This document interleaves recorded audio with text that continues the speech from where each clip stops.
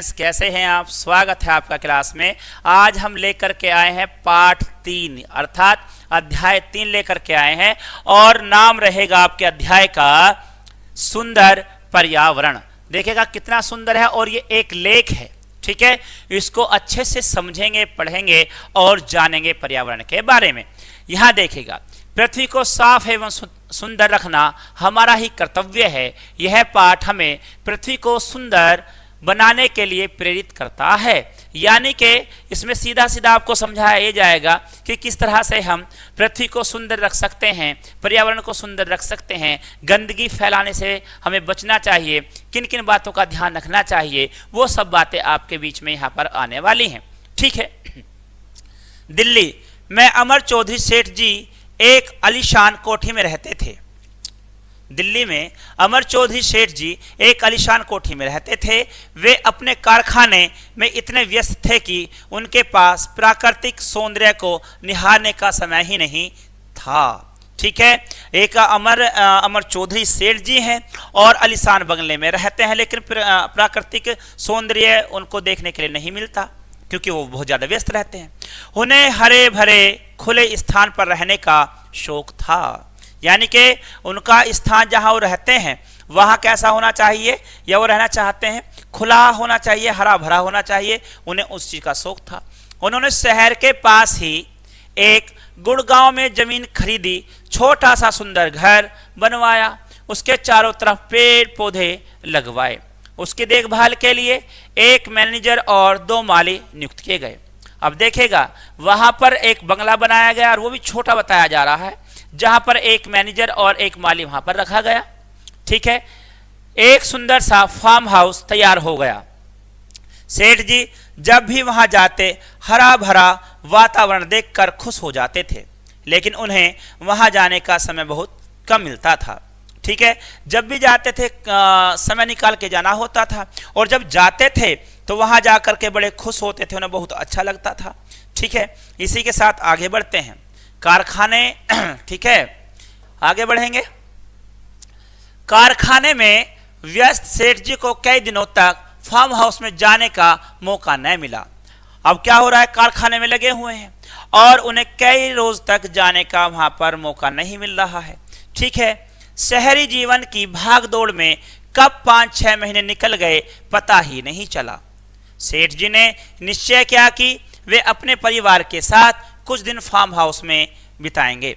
तो यहाँ देखेगा उन्हें 6-7 महीने निकल गए, उन्हें यही पता नहीं चला कि ये कब में निकल गए और ये कब में कैसे हो गया। लेकिन एक बार उन्होंने अपने परिवार के साथ में वहाँ पर रहने के लिए मन बना लिया, ठीक है। उनकी बात सुनकर बच्चे तथा उनकी पत्नी बहुत खुश हुए। उनके बच्चे और पत्नी बहुत खुश हुए, प्रसन्न हो गए इस बात को देख करके कि जो है अब हम भी ऐसे गांव वाले फार्म हाउस में जाएंगे जहां अच्छी खासी हरियाली आपको देखने के लिए मिलेगी, ठीक है। इसी के साथ आगे बढ़ेंगे तथा अपने अपने कपड़े लेकर वे सब गाड़ी में बैठे और फार्म हाउस की तरफ चल दिए। रात के समय वे सब फार्म हाउस पहुंचे। थके होने के कारण वे सभी खाना खाकर जल्दी सो गए। सुबह जल्दी उठकर सेठ जी सैर करने के लिए निकले। घूमते घूमते उनकी नजर पेड़ पौधों तथा घास पर पड़ी। अरे यह क्या हुआ, पेड़ पौधे सब पीले पड़कर मुरझा क्यों गए? अब वो जब घूम रहे हैं तो उन्हें हरियाली देखने का बड़ा शौक है, वो बड़ा मन रहता है उनको हरियाली देखने का। तो वो जब गए हैं वहां पर तो वहां जाकर उन्होंने क्या देखा है, उन्होंने देखा कि जिस जगह वो घूम रहे हैं वहाँ के पेड़ पौधे हरे होने चाहिए, लेकिन वो कैसे हो गए हैं, वे पीले पड़ने लगे हैं, यानी कि सूखने की कगार पर चले गए हैं, ठीक है। अब आगे बढ़ेंगे। चिंतित सेठ जी ने मैनेजर और माली को बुलाकर कारण पूछा। माली ने कहा, सेठ जी मैं तो बहुत मेहनत करता हूँ, पता नहीं क्या कारण है, खाद भी डालता हूँ, पानी भी रोज देता हूँ। सेठ जी ने पूछा, फिर ऐसा क्यों हो गया? सेठ जी मैनेजर और मालिक तीनों टहलते टहलते उस स्थान पर पहुंचे जहां से पानी आ रहा था। उन्होंने देखा जिस नदी से पानी लिया जाता है वहां कारखाने का कचरा भी गिर रहा है। अब उनकी समझ में आया कि पानी गंदा क्यों हो गया, जिसके कारण घास और जो आसपास के पेड़ पौधे हैं वो खराब हो गए हैं। यानी कि जो आपने वनस्पति बोई हुई है, अगर उसमें आपने गंदा पानी डालना शुरू कर दिया तो वह पौधे आपके विकसित नहीं होंगे, बल्कि वह सूखने शुरू हो जाएंगे। प्यारे बच्चों, इसी के साथ आगे बढ़ेंगे। पेड़ पौधे सूखने लगे। अचानक सेठ जी को ध्यान आया कि वे भी अपने कारखाने का बचा कुचा मलबा नदी में डलवा देते हैं। उन्होंने कभी सोचा भी नहीं कि इससे हानि भी हो सकती है। अब देखेगा, वो भी खुद जो है अपनी फैक्ट्री का कचरा जो है नदियों में डाल देते थे। उन्हें खुद नहीं पता था कि हम गलती कर रहे हैं, लेकिन आज उन्हें इस बात का पता चला।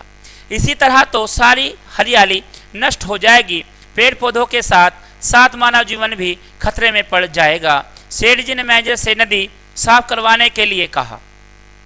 क्या कहा उन्होंने मैनेजर से? उन्होंने नदी साफ करवाने के लिए कहा कि भाई नदी साफ कर दो। ठीक है, इसी के साथ फिर उन्होंने ड्राइवर को बुलाया और कारखाने चलने का आदेश दिया। सेठ जी तथा बच्चे हैरान होकर देखते ही रहे कि अचानक ऐसा क्या हो गया कि सेठ जी वापस दिल्ली चले गए। अब देखेगा यहाँ पर जो प्रकृति से प्रेम रखते हों, अब उन्हें अचानक से प्रकृति में हो रहे दुष्परिणाम के कारण देखना पड़ रहा हो और उसमें उनको ये भी याद आता है कहीं ना कहीं इसमें मैं भी शामिल हूँ, मैं भी इस तरह की गलती करता हूँ, तो ये कहीं ना कहीं अपने आप में गलत हो जाता है। प्यारे बच्चों, ठीक है, अब देखेगा, अब इसमें आपको एक बात सिखाई जा रही है, बच्चों को सिखाने के लिए है। बच्चों को वातावरण साफ सुथरा रखने में सहयोग देने के लिए प्रेरित करें।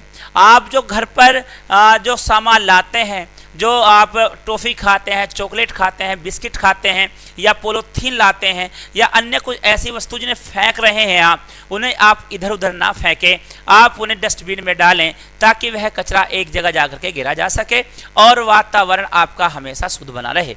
ठीक है, इसी के साथ शब्द अर्थ की बात करेंगे। सौंदर्य का मतलब सुंदर होता है। आलीशान माने बहुत बड़ा और सुंदर होना चाहिए। निहारना देखना होता है। कचरा कूड़ा होता है। मौका अवसर होता है। मलबा बेकार पदार्थ है। मेहनत परिश्रम होता है। तो प्यारे बच्चों, ये था आज का आपका चैप्टर। इससे आपने कितना सीखा, कितना आपने समझा, इसको समझिएगा, पढ़िएगा और अच्छे से अपने जीवन में उतारिएगा कि जो गलतियां आप करते हैं वो गलती फिर से ना दोहराई जाएं, ताकि आपका पर्यावरण, हमारा पर्यावरण हमेशा शुद्ध और स्वच्छ बना रहे। इसी के साथ मैं लेता हूं आपसे विदा। मिलते हैं आपसे अगली क्लास में। तब तक के लिए good day, good luck, goodbye, जय हिंद।